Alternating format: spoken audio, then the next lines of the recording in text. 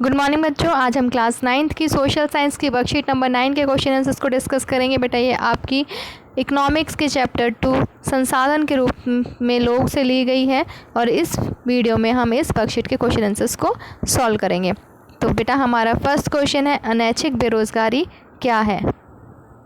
Answer को हम इस तरह से लिखेंगे कि काम करने की इच्छा होते हुए भी जब लोगों को वर्तमान मजदूरी दर पर काम नहीं मिलता तो इसे अनैच्छिक बेरोजगारी कहते हैं।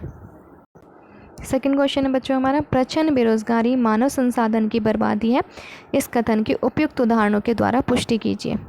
इस उत्तर को हम इस तरह लिखेंगे, प्रच्छन्न बेरोजगारी मानव संसाधन की बर्बादी है क्योंकि प्रच्छन्न बेरोजगारी में किसी कार्य को करने में ज़रूरत से ज़्यादा लोग लगे होते हैं।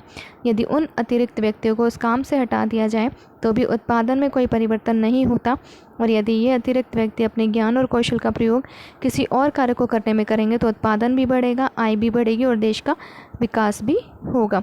अब जैसे जो हमने पहले भी पढ़ा कि जो प्रच्छन्न बेरोजगारी में जो लोग लगे होते हैं उससे उत्पादन पे कोई फ़र्क नहीं पड़ता, तो वहाँ पे मानव संसाधन की बर्बादी हो रही है। अभी अगर ये इन जो व्यक्ति हैं वो दूसरे काम करने में खुद को लगाएंगे तो देश भी तरक्की करेगा, उनकी खुद की आय भी बढ़ेगी, रोज़गार भी बढ़ेगी और उत्पादन भी बढ़ेगा।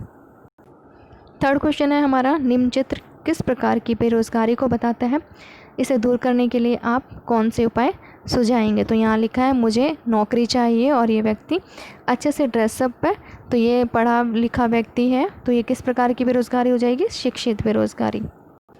आंसर हम इस तरह से लिखेंगे, यह चित्र शिक्षित बेरोजगारी को दर्शाता है, इसे दूर करने के उपाय निम्नलिखित हैं। पहला, शिक्षा पद्धति में सुधार, जो शिक्षा की जो पद्धति है उसमें हम चेंजेस करके इसको सुधार सकते हैं। स्कूल और कॉलेजेस में व्यावसायिक विषयों को पढ़ाना लिखाने की व्यवस्था शुरू की जा सकती है ताकि वह अपना कोई काम शुरू कर सकें।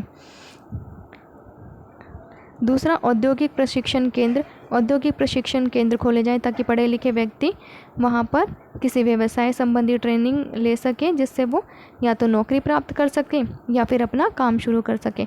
अब अगर स्कूलों में जो व्यवसाय संबंधी विषय पढ़ाए जाएंगे तो बच्चे क्या हैं, आगे जाके कोई ना कोई अपना काम कर सकते हैं अगर उन्हें कोई नौकरी नहीं मिलेगी, और औद्योगिक प्रशिक्षण केंद्रों पर उनको व्यवसाय संबंधी ट्रेनिंग दी जाएगी, तो अगर उन्हें नौकरी नहीं प्राप्त हो पाती तो वो खुद का कोई काम शुरू कर सकते हैं। फोर्थ क्वेश्चन है, निम्न चित्र क्या कह रहा है, वर्तमान कोरोना महामारी के दौर में आई ज़बरदस्त मंदी ने किस प्रकार बेरोजगारी को बढ़ाया, उदाहरण देकर समझाइए।